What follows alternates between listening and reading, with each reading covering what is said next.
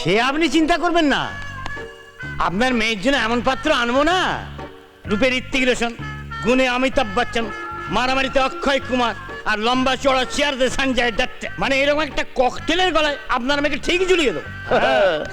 ঝুলিয়ে দেবার আগে একটু মিষ্টি মুখ করে নিন ঘটক মশাই। এ কি, তুমি মিষ্টি নিয়ে এলে?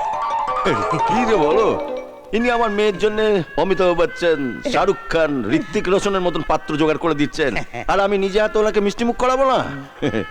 নিন, হাঁ করুন ঘটক মশাই, হাঁ করুন।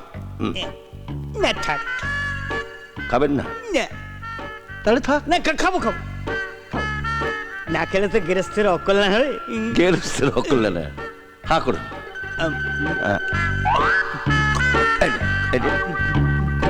এটা এটা খুব ভালো, খান খান।